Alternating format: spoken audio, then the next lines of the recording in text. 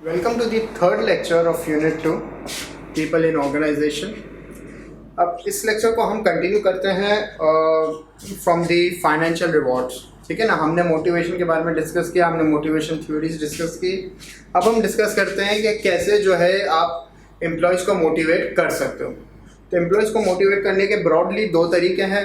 आप उनको financial rewards दो या आप उनको नॉन फाइनेंशियल तरीके से मोटिवेट करो. अब फाइनेंशियल रिवॉर्ड्स में बहुत सारी चीज़ें हम एक एक करके डिस्कस करते हैं. सबसे पहली चीज़ आपकी आ जाती है फाइनेंशियल रिवॉर्ड्स में वेजेस. ठीक है, वेजेस जो है आपको पता है कि वो फिक्स नहीं होती है, राइट. और दो तरीके हैं वेजेस देने के. एक है आपका पीस रेट और दूसरा है आपका टाइम रेट. पीस रेट का मतलब क्या है कि आप एम्प्लॉयज़ को जो है on the number of output के बेस पे आप उनको पे करते हो. ठीक है, कि जितना आउटपुट वो बनाएंगे उतना जो है आप उसको पर आउटपुट के हिसाब से पैसे मिलेंगे. अब पीस रेट में जो है इसके ऑब्वियसली कुछ फ़ायदे और नुकसान हैं. फ़ायदे क्या है कि पीस रेट में आपको प्रोडक्ट की कॉस्टिंग करना ईजी हो जाती है. ठीक है ना, कि अगर आप आप डिसाइड कर रहे हो कि भाई मुझे जो ये प्रोडक्ट मैं कितने की सेल करूं, तो उससे पहले जो है आप देखोगे कि मेरी कॉस्ट कितनी आ रही है. तो जब आप कॉस्ट करोगे कि ठीक है इस प्रोडक्ट के अंदर इतना मटेरियल आएगा, इतना ये आएगा, तो साथ साथ आपको ये भी पता होगा कि इसमें लेबर कितना लगेगा. क्योंकि आपको पता है कि भाई मुझे फॉर एग्जांपल मेरा अगर वर्कर 1 यूनिट बनाता है तो मैं उसको 100 रुपये दूंगा उसको. तो आपने 100 रुपये जो है इस प्रोडक्ट की कॉस्ट में 100 रुपये ऐड कर दिया और फिर आपने इजीली कैलकुलेट कर लिया कि मेरी प्रोडक्ट कितना खर्चा आएगा मुझे 100 प्रोडक्ट बनाने में. ठीक है ना, तो प्रोडक्ट की कॉस्टिंग करना ईजी हो जाता है. सेकेंड जो है इसमें ये होता है कि आपको आउटपुट ज़्यादा मिलता है. मीन्स एफिशिएंसी आप कह लो बढ़ जाती है इसके अंदर, क्योंकि वर्कर्स जो है जाहिर सी बात है फिर ज़्यादा प्रोड्यूस करते हैं, क्योंकि उनको पता है हम ज़्यादा प्रोड्यूस करेंगे तो हमें ज़्यादा मिलेगा. तो आपको जो है ज़्यादा मोर नंबर ऑफ यूनिट जो है आपके प्रोडक्ट प्रोड्यूस होते हैं. बट ये इसके कुछ फ़ायदे हो गए. अब इसके कुछ नुकसान भी हैं. अब नुकसान क्या है, ऑब्वियसली आपको पता है कि जितना वर्कर, क्योंकि उसको पता है उसको नंबर ऑफ यूनिट्स के हिसाब से पैसे मिलेंगे, तो वो ज़्यादा जल्दी बनाने की कोशिश करेगा उसको. अब वो जल्दी बनाने की कोशिश करेगा, उसके अंदर जो है वो शायद क्वालिटी को कॉम्प्रोमाइज़ कर दे. ठीक है ना, तो क्वालिटी कॉम्प्रोमाइज़ हो गई तो आपके जो है बिजनेस का इमेज और ब्रांड इमेज जो है वो ख़राब हो सकता है. दूसरा डिसएडवांटेज क्या है कि ये सिस्टम आप तभी इम्प्लीमेंट कर सकते हो कि जब आपके प्रोडक्ट जो है ना वो एक ही जैसे हैं और हर कोई एक ही जैसी प्रोडक्ट बना रहा है. ठीक है ना, मतलब ऐसा नहीं कि दूसरा एम्प्लॉय जो है वो अलग प्रोडक्ट बना रहा है, आप जो है अलग बना रहे हो. तो उसमें फिर क्या है कि जब डिफरेंट प्रोडक्ट हो गए तो उसमें जो है फिर डिफरेंट टाइम लगेगा उसको बनाने में, क्योंकि दोनों के रिक्वायरमेंट्स अलग अलग होंगे. किसी में कुछ फीचर्स होंगे उस प्रोडक्ट में, मेरे प्रोडक्ट में कुछ फीचर्स होंगे, तो वो टाइम लगेगा उसमें. तो अगर वो प्रोडक्ट बनाता है, उसकी डिफरेंट प्रोडक्ट है, वो एक प्रोडक्ट बनाने में 10 मिनट लगते हैं और मुझे एक प्रोडक्ट बनाने में 20 मिनट लगते हैं, मगर हमें दोनों को सेम पे किया जाता है, तो फिर ये मेरे लिए अनफेयर होगा, क्योंकि मुझे वो प्रोडक्ट बनाने का कहा जा रहा है कि जो कॉम्प्लिकेटेड है फॉर एग्जांपल. ठीक है ना, तो अगर प्रोडक्ट सबकी सब सेम प्रोडक्ट ही बना रहे हैं, स्टैंडर्डाइज प्रोडक्ट है, तो ये सिस्टम आपका चल सकता है, वरना नहीं चल सकता ये. ठीक है, ये इसका दूसरा डिसएडवांटेज है. ये पीस रेट की बात हो गई. अब आ जाते हैं हम लोग जो दूसरा वेज का सिस्टम है वो है टाइम रेट. टाइम रेट का मतलब क्या है कि आप जो है एम्प्लॉयज़ को based on the number of time आप पे करते हो. अब पीस रेट का जो सिस्टम है वो प्रैक्टिकली मेरे ख्याल से नहीं चलता दुनिया में, क्योंकि it is very difficult to measure कि एक एम्प्लॉय, बिकॉज अब कोई एम्प्लॉय भी एक प्रोडक्ट नहीं बना रहा होता, मल्टीपल लोग मिलकर एक प्रोडक्ट बना रहे होते हैं. तो पीस रेट का जो सिस्टम है वो अब इतना नहीं चलता. हाँ, टाइम रेट अभी भी चलता है, स्पेशली जो है अपना यूरोपियन कंट्रीज़ और अमेरिका वगैरह में, जहाँ पे लोग जो है पर आवर के हिसाब से उनको जो है पैसे मिलते हैं. ठीक है ना, तो ये टाइम रेट आपका.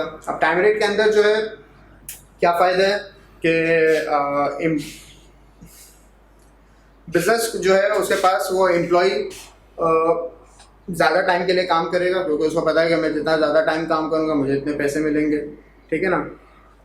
सेकंड जो है इसमें फ़ायदा जो है इसका इतना ज़्यादा नहीं है, मगर नुकसान इसमें यह है कि आपको फिर क्लोज सुपरविजन करनी पड़ेगी वर्कर के ऊपर. ठीक है ना, क्योंकि अब उसको आप टाइम के हिसाब से दे रहे हो, उसने क्लॉक इन किया, उसके बाद से जब वो क्लॉक आउट करेगा वो उसके नंबर ऑफ आवर्स कैलकुलेट हो जाएंगे.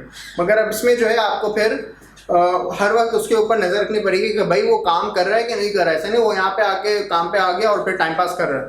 ठीक है ना, तो क्योंकि उसको तो टाइम के हिसाब से आप पैसे दे रहे हो, तो फिर आपको क्लोज सुपरविजन की ज़रूरत पड़ेगी कि भाई ये हमेशा काम कर भी रहा है कि नहीं कर रहा है. राइट. ये हो गया टाइम रेट के बारे में। अब ये पहला फाइनेंशियल रिवॉर्ड था हमारा वेजेस। सेकंड जो है हमारा सैलरी है। सैलरी आपको पता है फिक्स्ड अमाउंट होती है जो एम्प्लॉय को दी जाती है, ठीक है, वे चेंज नहीं होता ये, राइट। अच्छा, अब सैलरी के भी अपने फ़ायदे नुकसान है। फ़ायदा क्या है, बिज़नेस को फ़ायदा ये है कि भाई बिज़नेस की बजटिंग ईजीली हो जाती है क्योंकि सैलरी फिक्स है, ठीक है ना। तो बिज़नेस को पता है ये तो मुझे महीने में देना ही है, तो बिज़नेस जो है वो उसकी बजटिंग जो है वो ईजीली कर सकता है कितना जो है मेरा सैलरी का खर्चा आएगा, राइट। एम्प्लॉय के लिए फ़ायदा क्या है कि एम्प्लॉय को पता चल जाता है कि भाई ठीक है मेरी एक इनकम मेरी फिक्स हो गई है, तो वो थोड़ा सा उसके लिए एक आसानी है, राइट। दूसरा जो है इसमें फ़ायदा ये है कि सैलरी जो है एक हायर स्टेटस समझा जाता है कंपेयर टू वेजेस, ठीक है ना, कि जिसको सैलरी मिलती है मींस कि वो एक हायर अपर लेवल मैनेजमेंट और इन्हीं लोगों को दिया जाता है सैलरी। सैलरी का नुकसान क्या है, नुकसान ये है कि एम्प्लॉय जो है आपके वो थोड़े कम्प्लेसेंट हो जाते हैं। कम्प्लेसेंट का मतलब कि ढीले हो जाते हैं क्योंकि उनको पता है कि यार पैसे तो मिलने ही है मुझे, ठीक है ना, तो मैं क्यों इतनी मेहनत करूँ या मैं क्यों जो है इतना वो करूँ, मुझे तो एंड में पैसे मिल रहे हैं, बस सेट है, खुश है मेरी ज़िंदगी, ठीक है। तो वो जो है फिर सैलरी वहाँ पे थोड़ा सा उसका डिसएडवांटेज हो जाता है, right. Okay, then let's discuss the another financial reward which is commission. Commission भी आई एम होपिंग कि आप सबको पता ही होगा। कमीशन क्या होता है कि एक परसेंटेज ऑफ सेल्स जो है एक एम्प्लॉय को दिया जाता है, ठीक है। जैसे फॉर एग्जांपल जैसे एक सेल्समैन होता है, सेल्समैन को कमीशन क्या मिलता है कि जितने नंबर ऑफ यूनिट्स वो सेल करेगा उतना जो है उसको पर यूनिट के हिसाब से इतने पैसे मिलेंगे, राइट। यहाँ तो जो है जैसे रियल एस्टेट में होता है कि जो एजेंट होते हैं वो जब कोई प्रॉपर्टी सेल करते हैं या रेंट करते हैं तो उनको उस प्रॉपर्टी की वैल्यू का एक सर्टेन परसेंटेज उनको एज अ कमीशन दिया जाता है जब डील फाइनलाइज हो जाती है, तो ठीक है ना, ये कमीशन है। कमीशन के भी फ़ायदा वही है कि जब एम्प्लॉय जो मोटिवेटेड होगा ज़्यादा से ज़्यादा सेल करने के लिए या ज़्यादा से ज़्यादा जो भी उसके जिस बेस पे उसको कमीशन मिल रहा है, नॉर्मली सेल्स के ऊपर ही कमीशन होता है, तो वो कोशिश करेगा ज़्यादा से ज़्यादा सेल्स करे, ठीक है ना। अब वो ज़्यादा ज़्यादा सेल्स करेगा तो बिजनेस को ऑब्वियसली फ़ायदा है। हाँ, नुकसान क्या है कि आपने कमीशन के चक्कर में जो है ना वो इतनी एग्रेसिव सेलिंग टेक्निक्स यूज़ करेगा कि शायद बिजनेस को लॉन्ग टर्म में नुकसान हो, ठीक है ना। मतलब वो बोलेगा यार आप मुझसे बस खरीद ही लो, मैं भले 6 महीने बाद पैसे देना, मसला नहीं है, ये वो है। तो यहाँ पे फिर वो इतना एग्रेसिव भी हो सकता है कि कस्टमर शायद उससे वो हो जाएंगे यार ये बंदा तो जान ही नहीं छोड़ा मेरी, राइट। तो कमीशन ये का ये एक डिसएडवांटेज हो सकता है। उसी तरह फिर आपका बोनस जो है अनदर फाइनेंशियल रिवॉर्ड। बोनस का क्या है, bonus is basically which is given you can say at the end of the year, ठीक है। अब डिफरेंट कंपनीज में डिफरेंट इसके वो होते हैं कि भाई हर कंपनीज की अपनी एक पॉलिसी होती है कि हम साल के 2 बोनस देते हैं या 3 बोनस देते हैं। 2 बोनस या 3 बोनस का मतलब कि उसकी जितनी भी सैलरी बनती है उसको 2 सैलरीज मिलेगी एक्स्ट्रा, राइट। वो 12 महीने काम करा, 12 महीने की सैलरी तो उसको मिल ही गई, बट उसके साथ साथ उसको 2 अगर बोनस है तो मीन्स कि उसको 14 मंथ्स की सैलरी मिली, राइट। तो ये बोनस है, ये भी जो है किस्म का एक फिक्स्ड होता है कंपनीज के अंदर, इनके पॉलिसीज में होती है ये, राइट। अच्छा, फिर आपका आ जाता है परफॉर्मेंस रिलेटेड। अब परफॉर्मेंस रिलेटेड पे का मतलब ये है कि एम्प्लॉई की जो परफॉर्मेंस है उस बेसिस के ऊपर जो है उसकी पे बढ़ती है या उसको ज़्यादा पैसे मिलते हैं। इसमें होता क्या है, इसमें होती है एम्प्लॉय की अप्रेजल, ठीक है ना।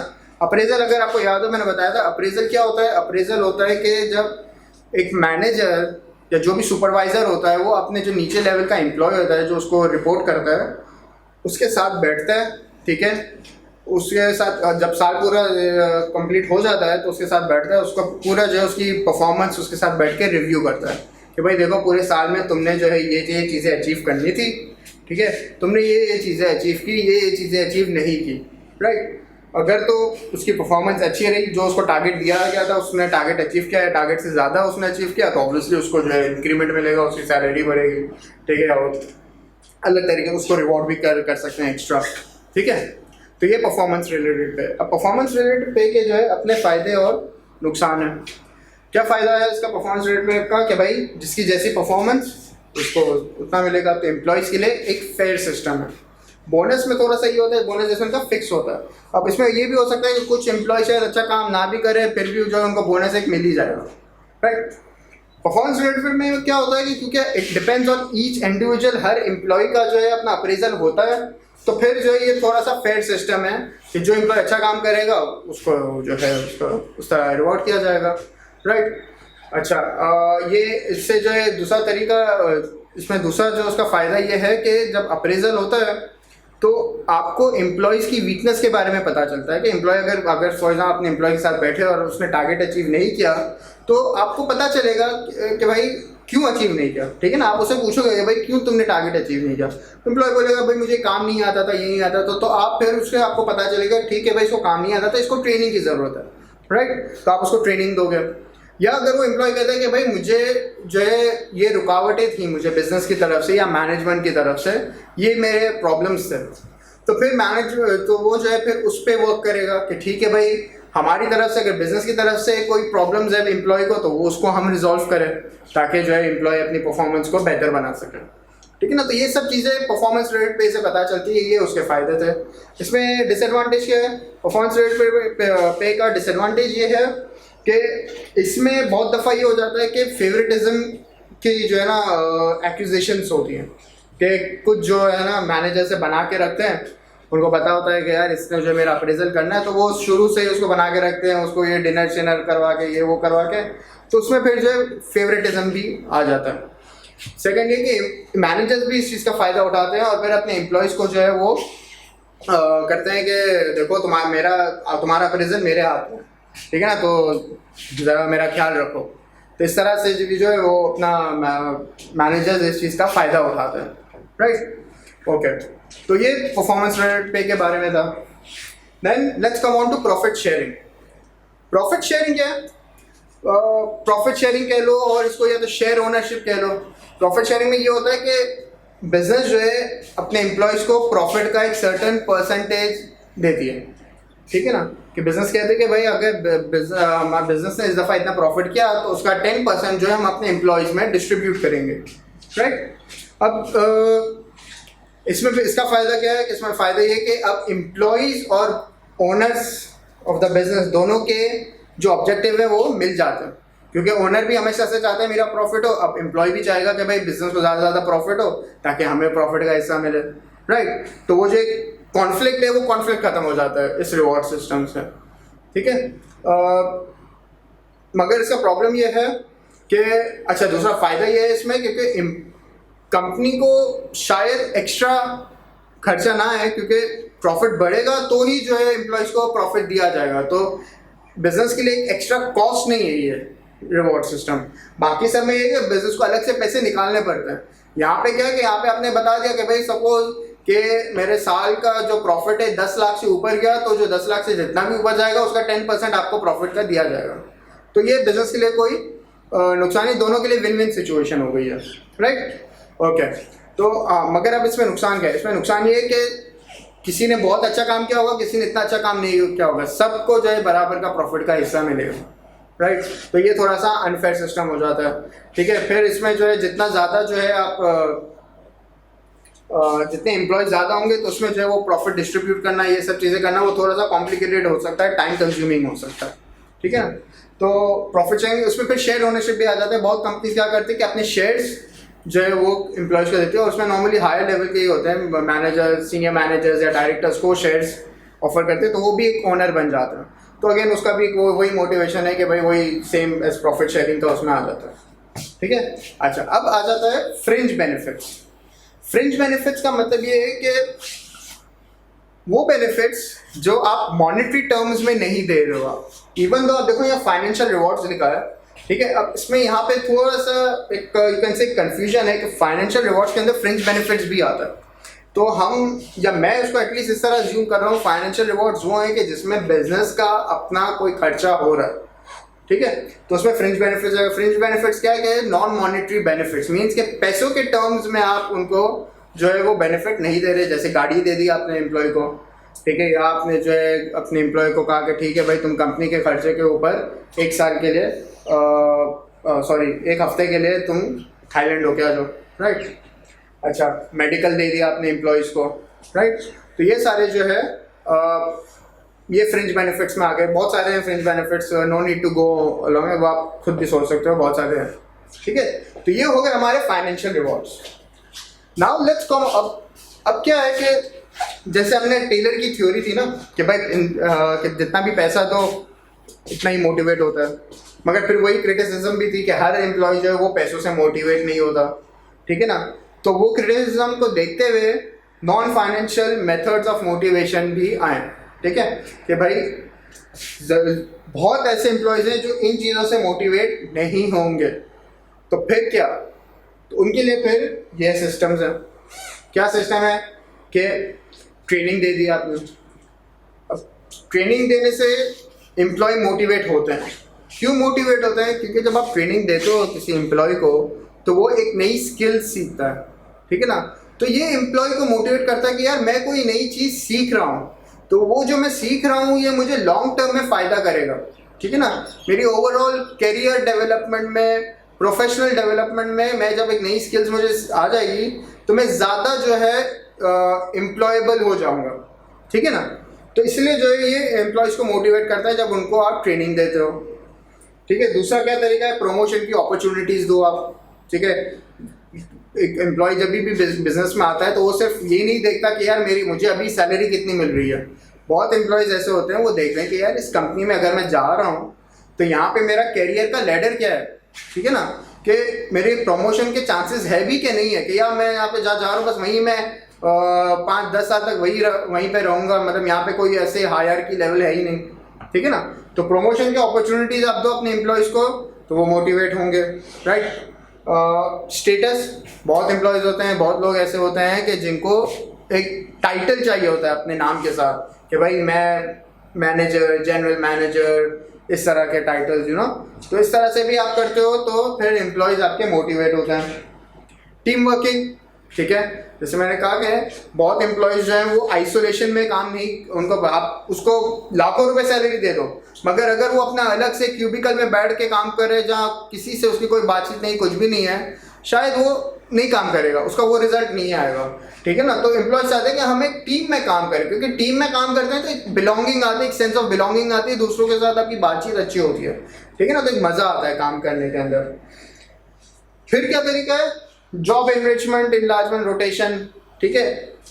इसको मैं एक्सप्लेन कर देता हूँ। जॉब एनरिचमेंट, जॉब एनरिचमेंट क्या होता है कि जब आप एम्प्लॉय जो काम कर रहा है उसको जो है आप एक हायर लेवल का काम दे देते हो, एक हायर रिस्पॉन्सिबिलिटी का काम दे देते हो, ठीक है, कि जिसके लिए उसको शायद आपको ट्रेनिंग भी देनी पड़े, ठीक है ना, कि वो जो काम अभी कर रहा है आपने उसको थोड़ा हाई लेवल का काम दे दिया। जैसे मैंने क्लास में भी एग्जांपल दी थी कि एक सेक्रेटरी थी जिसका काम ये था कि वो सिर्फ फ़ोन कॉल्स उठाती थी, ठीक है, और फ़ोन कॉल्स को आगे फॉरवर्ड करती थी। अब आपने क्या किया कि आपने जो है उसको एक कंप्यूटर सेटअप करके दे दिया, उसको थोड़ी सी ट्रेनिंग दे दी कि कंप्यूटर किस तरह ऑपरेट होता है, और उसको आपने रिस्पॉन्सिबिलिटी दे दी कि भाई बिजनेस के जितने भी ऑफिशियल लेटर्स होंगे वो उसमें टाइप करना है। वो तो करना ही है जो वो कर रही है, साथ साथ ये भी करना है। तो होगा क्या कि वो शायद उसके लिए मोटिवेटिंग होगा, क्योंकि उसे लगेगा यार मैं कुछ हायर लेवल का, मुझे एक अच्छा काम मिल रहा है, एक हायर लेवल का काम मिल रहा है, ठीक है ना। बिजनेस का ऑफिशियल लेटर्स मैं टाइप करूँगी और मुझे उसके बाकायदा ट्रेनिंग मिलेगी। तो ये क्या है, ये उसकी जब CV वो बनाएगी, जो उसका कैरियर प्रोफाइल होगा उसके अंदर एक ऐड हो जाएगा, जिससे उसके ऑब्वियसली उसकी एम्प्लॉयबिलिटी बढ़ सकती है। कल फ्यूचर में जाके वो जो है उसकी हायर सैलरी भी डिमांड कर सकते हैं कि भाई देखो पहले अब मैं ये काम भी कर रहा हूँ, ये भी इंपॉर्टेंट काम है, ठीक है ना। तो ये आपका जॉब एनरिचमेंट है। दूसरा जॉब इनलार्जमेंट। जॉब इनलार्जमेंट क्या है कि जो एम्प्लॉय काम कर रहा है उसी के अंदर आप उसको एक और मजीद एडिशनल काम दे दो जो हायर लेवल का ना हो, जिससे उसकी कोई रिस्पॉन्सिबिलिटी ज़्यादा बढ़ ना जाए, ठीक है ना, या ना ही उसको जो है उसके लिए ज़्यादा ट्रेनिंग देने की ज़रूरत हो। वो जॉब इनलार्जमेंट कहलाता है। जैसे मैंने एग्जांपल दी कि भाई एक बुक शॉप के अंदर एक एम्प्लॉय है जिसका काम क्या है कि उसको जो है बुक्स को एज पर दी कैटेगरीज अरेंज करके रखना है कि ये फिक्शन है, ये नॉन फिक्शन है, ये ड्रामा है, एक्सेट्रा, ये सारी चीज़ें, ठीक है, ये उसका काम है। अब इसमें जॉब इनलार्जमेंट क्या होगी कि आपने उसको कहा कि भाई ठीक है तुम जब ये बुक्स अरेंज कर रहे हो ना उसके साथ साथ तो उसकी प्राइस टैग भी लगा दो उसके पीछे। तो ये क्या, ये कोई बहुत बड़ा काम नहीं है, इसके लिए उसको कोई ट्रेनिंग देने की ज़रूरत नहीं है, मगर क्या है कि एक वैरायटी आ जाएगी उसके काम में, तो वो एक्सेप्ट कर लेगा कि यार चलो ना मैं एक ही काम रोज़ करता हूँ, ये थोड़ा सा एक मेरे लिए वैरायटी हो जाएगी, राइट। फिर है आपका जॉब रोटेशन। जॉब रोटेशन क्या है कि जब आप उसकी जॉब चेंज कर देते हो दूसरे के साथ एक्सचेंज कर देते हो, राइट, रोटेट करते हो कि पहले एक एम्प्लॉय जो काम कर रहा था अब वो दूसरे एम्प्लॉय का काम करेगा, दूसरा एम्प्लॉय फिर थोड़े टाइम के बाद वो किसी और एम्प्लॉय का काम करेगा और वो एम्प्लॉय उसका काम करेंगे। तो मीन्स ये रोटेट हो रही है जॉब्स, ठीक है ना। तो इससे फ़ायदा क्या है, ऑब्वियसली वैरायटी मिलती है जॉब में, प्लस इससे जो है एम्प्लॉय जो है वैरायटी मिलती है, खुश रहता है, मोटिवेटेड रहता है। बिजनेस को फ़ायदा ये है कि कल को अगर कोई एम्प्लॉय नहीं आता तो जो दूसरा एम्प्लॉय है जिसने उसका काम पहले से किया हुआ है वो अब उसका काम कर सकता है, ठीक है ना। तो काम में कोई रुकावटें नहीं आएंगी, राइट। तो ये हो गया आपका। फिर आगे आपका एम्पावरमेंट। एम्पावरमेंट का मतलब कि आप एम्प्लॉयज़ को थोड़ी अथॉरिटी दो, ठीक है, कि कुछ डिसीजंस जो है वो ले सके। जब आप उसको एम्पावरमेंट कर उसको कहते हो कि यार देखो ये काम है, तुम जो है ये डिसीजंस ये सारे ले सकते हो, ठीक है ना।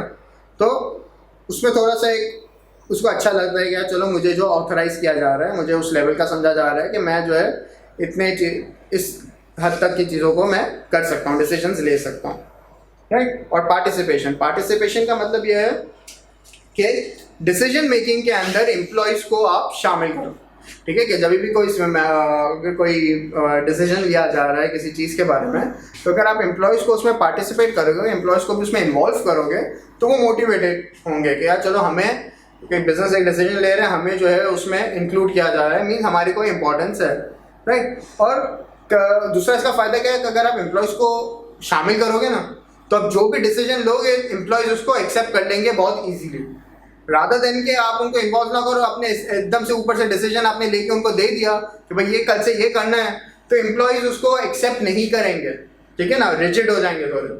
मगर अगर आप उनको पार्टिसिपेट करके और इस तरह टैक्टिक्स यूज करोगे तो एम्प्लॉय खुशी खुशी उसको एक्सेप्ट कर लेंगे कि हमसे तो डिस्कस हुआ ही था, we were part of the decision making of this, तो हमें तो करना ही है ये काम, राइट। तो ये भी इसमें जो एक कैच है, राइट। तो ये कुछ नॉन फाइनेंशियल वेज हैं कि आप किस तरह से जो है एम्प्लॉयज़ को मोटिवेट कर सकते हो, ठीक है ना। बहुत क्वेश्चन आते हैं पास्ट पेपर्स के अंदर फाइनेंशियल और नॉन फाइनेंशियल तरीके के में, ठीक है। तो दोनों की अपनी इंपॉर्टेंस है, right, fine. Now let's move on to human resource management, HRM, ठीक है। बहुत दफ़ा मैंने कहा HR डिपार्टमेंट होता है, ठीक है। तो वो जैसे बिजनेस में बहुत सारे डिपार्टमेंट्स है, आपके फाइनेंस का डिपार्टमेंट है, मार्केटिंग का डिपार्टमेंट है, ऑपरेशंस का डिपार्टमेंट है, उसी तरह एक HR का डिपार्टमेंट। तो वो HR का जो डिपार्टमेंट है वो क्या करता है, उसका काम क्या है, ठीक है ना। तो वो है आपका ह्यूमन रिसोर्स मैनेजमेंट, ठीक है ना। उसके क्या फंक्शंस हैं HR के, तो वैसे तो फंक्शंस थोड़े ज़्यादा हैं, यहाँ मैंने इंपॉर्टेंट फंक्शंस लिखे हुए हैं, ठीक है ना, जो आप कह सकते हो कॉमन फंक्शंस है, आप कह सकते हो डिपार्टमेंट के। तो पहला क्या लिखा है मैंने, recruitment and selection. Recruitment and selection का मतलब कि बिजनेस को कोई भी नया एम्प्लॉय चाहिए तो HR डिपार्टमेंट जो है उसको वो नया कोई वैकेंसी है तो वो वैकेंसी फिल करके देगा आपको HR डिपार्टमेंट, ठीक है। अब वैकेंसी फिल करना जो है कोई मजाक की बात नहीं है, इसमें जो है ऑब्वियसली आपको स्किल्स चाहिए होते हैं कि भाई आपने पहले तो ये देखना होता है कि वो वैकेंसी किस तरह की है, मतलब क्या किस तरह के, पहले तो आपने ये आइडेंटिफाई करना है कि आपको किस तरह का आदमी चाहिए। उससे भी पहले आपने ये आइडेंटिफाई करना है कि क्या इस वैकेंसी की बिजनेस में ज़रूरत है भी कि नहीं, क्या ये काम इस चीज़ की ज़रूरत है भी कि नहीं। अगर काम की ज़रूरत है तो फिर आप देखते हो कि भाई ठीक है ये काम क्या है, ठीक है ना। आप एक जॉब डिस्क्रिप्शन बनाते हो उसका कि भाई जो भी इसके लिए आएगा एम्प्लॉय तो उसने ये सारे फंक्शंस परफॉर्म करने होंगे, राइट। जॉब डिस्क्रिप्शन आपने बना ली। जॉब डिस्क्रिप्शन जब आपने बना ली फिर आप बनाओगे पर्सन स्पेसिफिकेशन या जॉब स्पेसिफिकेशन। पर्सन स्पेसिफिकेशन क्या होता है कि जो अब आप बता दो कि भाई हमें किस तरह का एम्प्लॉय चाहिए, जिसमें आप उसको नॉर्मली एजुकेशन मेंशन करते हो कि भाई उसने या तो बैचलर्स किया हुआ या मास्टर्स किया हुआ, ठीक है। उसमें आप उसका एक्सपीरियंस मेंशन करते हो कि भाई हमें 2 साल एक्सपीरियंस चाहिए, 5 साल एक्सपीरियंस चाहिए, 10 साल चाहिए, 20 साल एक्सपीरियंस वाला चाहिए, राइट। और उसमें कोई और स्किल्स होनी चाहिए कि उसको माइक्रोसॉफ्ट ऑफिस यूज़ करना आता हो, कोई और सॉफ्टवेयर यूज़ करना आता हो, एक्सेट्रा एक्सेट्रा। उसमें कोई उसको लैंग्वेजेस आती हो बात कम्युनिकेट करने में, ठीक है ना। तो ये सारे पर्सन स्पेसिफिकेशन है, ठीक है, वो आप मेंशन। पहले जब आपने देख लिया कि भाई इस जॉब की ज़रूरत है, जॉब एनालिसिस किया, हाँ भाई इस जॉब की ज़रूरत है, फिर उस जॉब के हिसाब से आपने जॉब डिस्क्रिप्शन बना लिया कि भाई ये काम करने होंगे। अच्छा भाई अब ये काम कौन करेगा, ये वाला आदमी करेगा जिसकी ये क्वालिफिकेशन, ये एक्सपीरियंस और ये स्किल्स होंगे, राइट।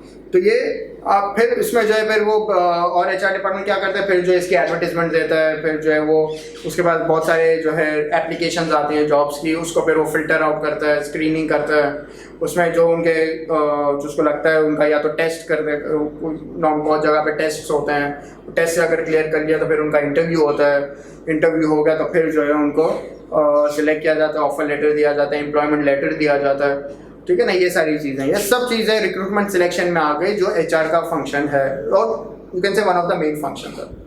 सेकेंड फंक्शन क्या है, वर्कफोर्स प्लानिंग। वर्कफोर्स प्लानिंग का मतलब यह है कि HR डिपार्टमेंट जो है वो अपने फ्यूचर की रिक्वायरमेंट देखता है कि भाई फ्यूचर के अंदर मुझे कितने एम्प्लॉयज़ चाहिए होंगे, राइट।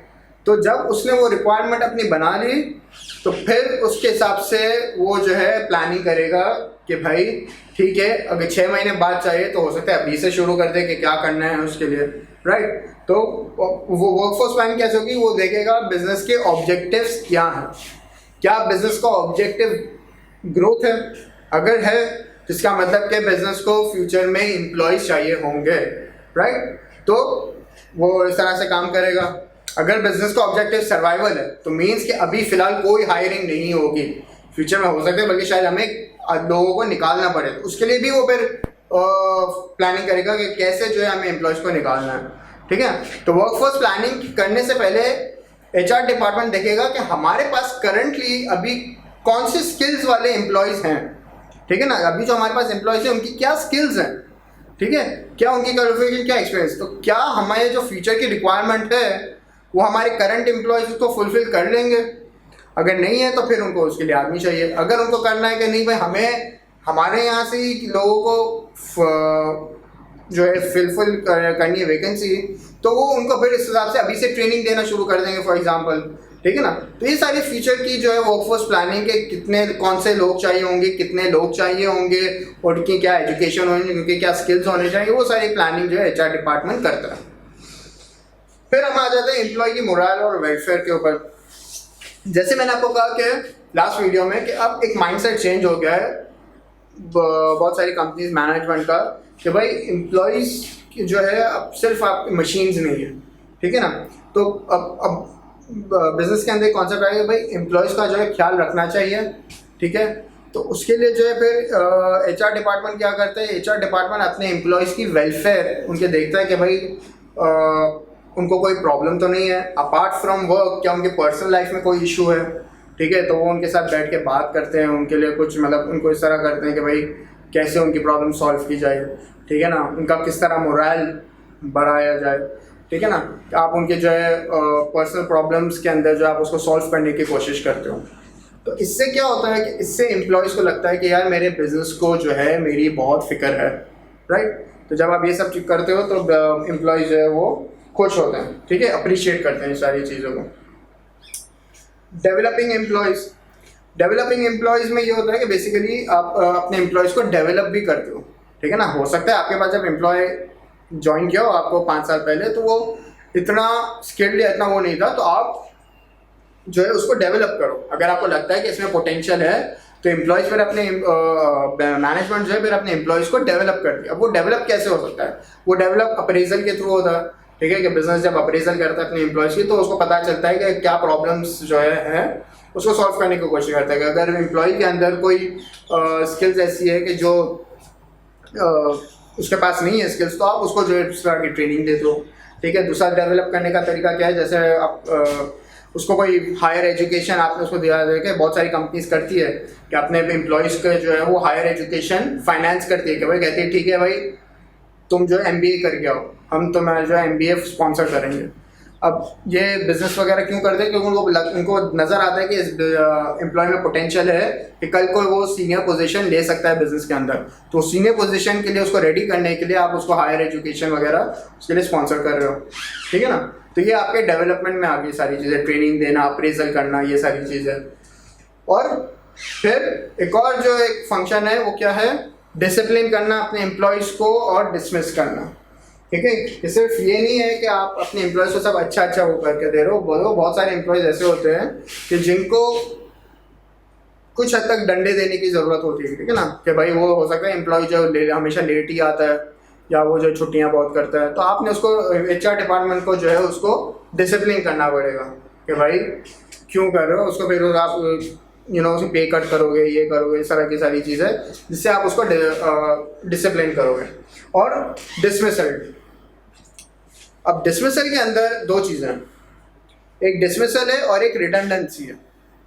डिसमिसल क्या होता है कि डिसमिसल ये होता है कि जब आप एम्प्लॉय को निकालते हो जब उसकी अपनी कोई गलती होती है तो, ठीक है ना, कि एम्प्लॉय की अपनी कोई गलती है और आप उसको जो है वो निकाल रहे हो जॉब से, ठीक है। अब डिसमिसल, जब एक बिजनेस जब डिसमिस करता है अपने एम्प्लॉयज़ को तो उसने बहुत ख्याल रखना होता है कि वो डिसमिसल के जो एक तरीका है, एक पूरा प्रोसीजर है वो फॉलो करे, ठीक है। ऐसा नहीं है कि आपका एम्प्लॉय जो है लेट्स से लेट आता है, ठीक है ना, आपने अभी तक उसको कुछ नहीं कहा, एकदम से आपने कह दिया कि बस कल से नहीं आना, तुम लेट आते। अगर कंपनी ने इस तरह की कोई चीज़ की तो कंपनी के ऊपर केस हो सकता है और कंपनी वो केस हार भी सकती है। क्यों? क्योंकि कोर्ट जो है वो सबसे पहले यही पूछेगा उसको कि भाई ठीक है वो लेट तो आता था, तुमने कोई वार्निंग दी उसको? वो बोलेगा नहीं, वार्निंग नहीं दी, डायरेक्ट निकाल दिया, तो बस खत्म, वो बिजनेस हार गया केस, ठीक है। तो डिसमिसल अगर आप किसी एम्प्लॉय को करो तो उसका एक तरीका है कि भाई नॉर्मली ये कहते हैं कि पहले वर्बल वार्निंग दो। वर्बली आप उसको बोलो कि भाई देखो तुम लेट आ रहे हो, अब से नहीं करना वरना तुम्हारे खिलाफ एक्शन होगा। वो नहीं मानता, फिर आप जो है उसको रिटर्न में को मेमो इशू करोगे, इस तरह बोलोगे कि देखो भाई तुम्हें पहले वर्बल वार्निंग दी हमने, अब हम तुम्हें रिटर्न में भी लेके दे रहे हैं कि ये जो तुम कर रहे हो ये सही नहीं है, तुम्हारे लिए अच्छा नहीं होगा। उसके बाद भी अगर वो नहीं मानता और वो फिर भी करता रहता है, फिर जो है बिजनेस उसको निकाल सकते हैं, and then the business is on the right side, ठीक है ना, अगर वो एम्प्लॉय को निकालता है तो, ठीक है ना। तो एम्प्लॉयज़ को जो है वो डिसमिस फिर करना, तो ये डिसमिसल जब बिजनेस करे तो उसका पता होना चाहिए कि भाई मैंने एक तो प्रोसीजर्स फॉलो किए हैं, सही, एक तो ये। दूसरा कि अनफेयर डिसमिसल ना हो, ठीक है। अनफेयर डिसमिसल मीन्स कि जस्टिफाई नहीं कर सको कि भाई मैंने इसको जो निकाला है वो सही रीज़न पे निकाला है कि नहीं निकाला। अनफेयर डिसमिसल क्या होता है कि भाई आपके one of your employee became pregnant, तो आपने बोला कि बस ठीक है अब से काम पे नहीं आना, ये गलत रीज़न है, you can't do that, right. आपने किसी डिस्क्रिमिनेटरी रीज़न की वजह से उसको निकाल दिया काम से कि भाई उसका रिलीजन कुछ और है या उसका जो है कास्ट कुछ और है, ठीक है ना, या उसका जो कलर जो है डिफरेंट है, तो आपने बोला बस इस बेस पे आप जो है उसको निकाल रहे हो, बहुत गलत है, ठीक है।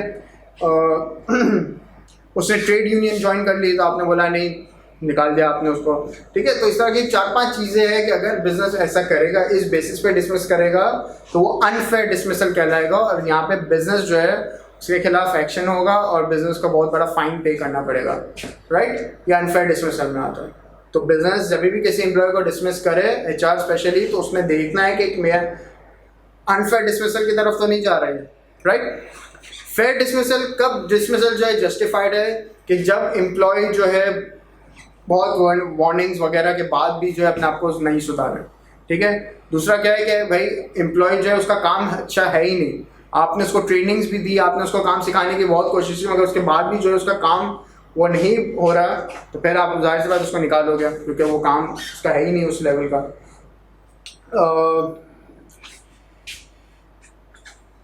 ठीक है ना। तो आई थिंक यहाँ तक ये सारे जो है डिसमिसल ऑफ एम्प्लॉयज़। अब रिडंडेंसी डिसमिसल जब मैंने क्या कहा कि तब होता है जब एम्प्लॉय की अपनी गलती होती है, तब आप उसको निकालते हो। रिडंडेंसी जो है वो कब होता है कि जब एम्प्लॉय की अपनी गलती ना हो और फिर भी आप उसको निकाल रहे हो, ठीक है।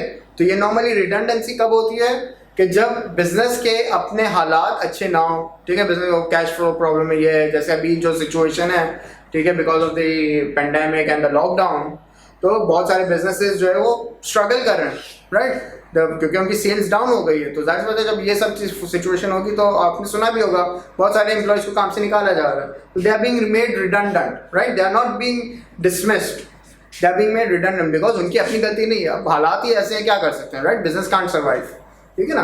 तो ये कुछ HR के फंक्शंस थे जो हमने अभी डिस्कस किया। अच्छा, अब आ जाता है कि जब मैंने आपको कहा कि जब कोई वैकेंसी होती है तो उस वैकेंसी को फिल करने के लिए HR डिपार्टमेंट कोशिश करता है कि उस वैकेंसी को फिल करें। अब वैकेंसी फिल करने के 2 तरीके हैं, या आप कह लो 2 सोर्सेज हैं जहाँ से वो उस वैकेंसी को फिल कर सकता है वैकेंसी को। या तो वो इंटरनली करे या तो वो एक्सटर्नली करे। इंटरनली करने का मतलब ये है कि आप विद इन द ऑर्गेनाइजेशन ही किसी को आप जो है वो उसके लिए हायर कर लेते हो, ठीक है ना, सिलेक्ट कर लेते हो कि भाई आपके बिजनेस में ऑलरेडी वो काम कर रहे हैं तो आपने उसको काम पे वो लगा दिया। प्रमोशन कह सकते हो उसको एक किस्म का, ठीक है, नॉर्मली ये प्रमोशन होता है। एक्सटर्नल रिक्रूटमेंट क्या है? एक्सटर्नल रिक्रूटमेंट क्या है? जब आप आउटसाइड द ऑर्गेनाइजेशन किसी को लेके आते हो। अब दोनों के जो है ना फायदे हैं, फायदे नुकसान है। मतलब आप ये कह लो कि अगर इंटरनल का जो फायदा है वो एक्सटर्नल का नुकसान है, और इंटरनल का जो नुकसान है वो एक्सटर्नल का फायदा है, राइट। तो दोनों के एडवांटेजेस, जैसे मैंने आपको नोट्स में दोनों के एडवांटेजेस दिए हैं, तो उसका आप रिवर्स कर दो तो वो एक क्रॉस डिसएडवांटेज बन जाता है उसका, ठीक है।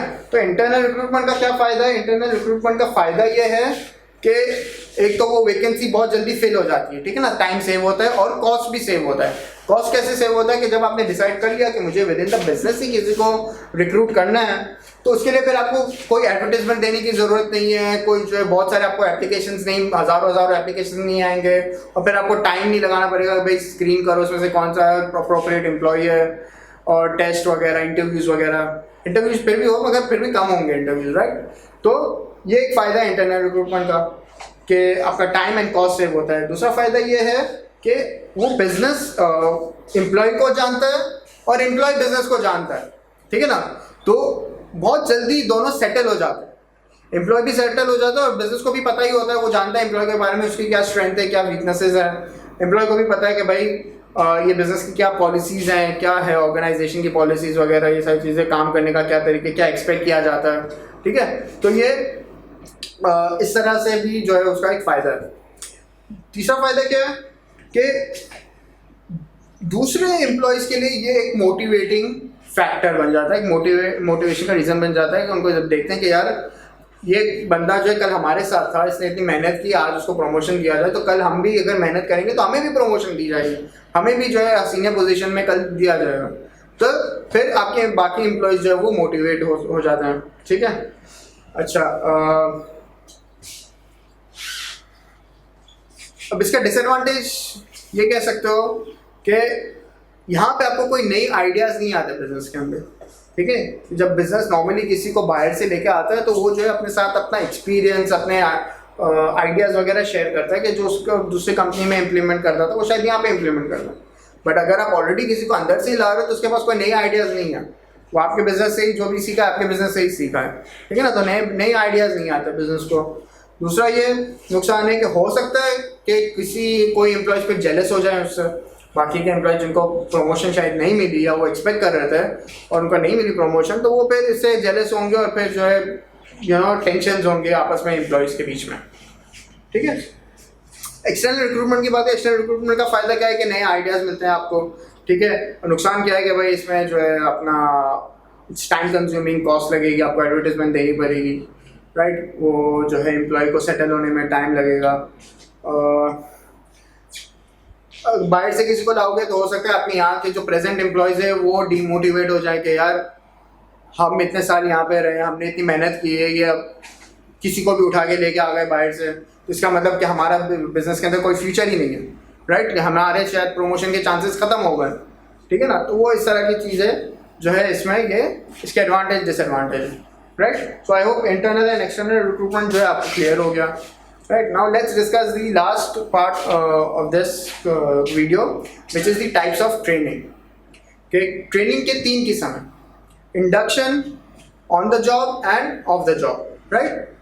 Induction training क्या है? Induction training basically आप कह लो इसको introductory training है ये आपकी, ठीक है ना। कि जब भी कोई नया एम्प्लॉय हायर उसको आप करते हो तो उसको जो है इंट्रोडक्शन ट्रेनिंग दी जाती है, जिसमें आप बेसिकली उसको ऑर्गेनाइजेशन के बारे में बताते हो, आपकी क्या ऑर्गेनाइजेशन की पॉलिसीज़ हैं, ठीक है।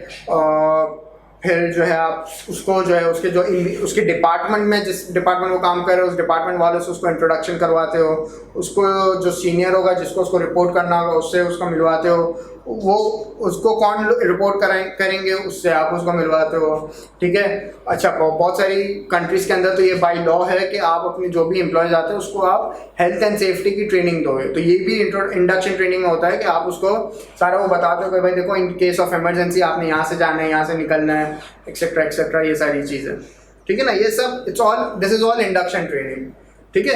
ये नॉर्मली आप मैक्सिमम एक दिन का होता है, बल्कि एक दिन का भी नहीं होता, आधे दिन का भी कह सकते हो, depends, right. But this is a very short training, ठीक है। अब इसका फ़ायदा क्या है? इसका फ़ायदा है कि भाई आपका एम्प्लॉय बहुत जल्दी सेटल हो जाता है, ठीक है ना। उसको सब पता चल जाता है पहले दिन कि भाई मुझे किससे बात करनी है, किस बारे में क्या, उसको सब चीज़ें क्लियर होती है। वरना ये जब चीज़ें नहीं होती ना, तो एम्प्लॉयज़ बहुत एक दो महीने तक कन्फ्यूज़ रहते हैं कि यार मुझे फॉर एग्जांपल अगर और लीव लेनी है तो मैं कैसे करूं, क्या प्रोसीजर है, क्या पॉलिसीज़ है, मुझे पता ही नहीं होगा। मैं अगर लेट आ रहा हूं तो उसके खिलाफ कोई पॉलिसी है भी क्या नहीं है, राइट। तो जब आप इंडक्शन ट्रेनिंग दे देते हो, एम्प्लॉय जो है बहुत जल्दी सेटल हो जाता है, उसको बहुत सारी चीज़ें पता चल जाती है।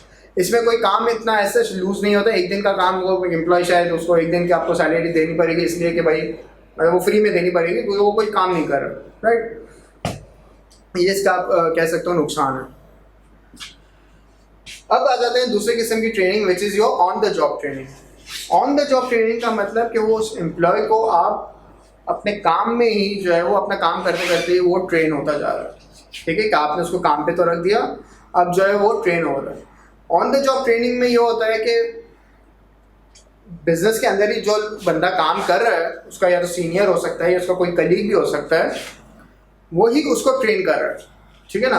वो उसको देखते देखते वो जो काम कर रहा है तो वो भी उसको देखते हुए काम सीख रहा है, वो उसको काम सिखा रहा है, राइट। अब इसमें जो है इसका फ़ायदा क्या है कि भाई बिजनेस को कोई एक्स्ट्रा कॉस्ट बेयर करने की ज़रूरत नहीं कि भाई किसी को बाहर से लेके आया और वो उसको ट्रेन कर रहा है, ठीक है ना। दूसरा फ़ायदा ये है कि जो ट्रेनिंग प्रोवाइड कर रहा है उसके लिए एक मोटिवेटिंग है कि भाई मैं किसी को ट्रेन कर रहा हूँ, तो वो एक मोटिवेशन आ जाती है उसको।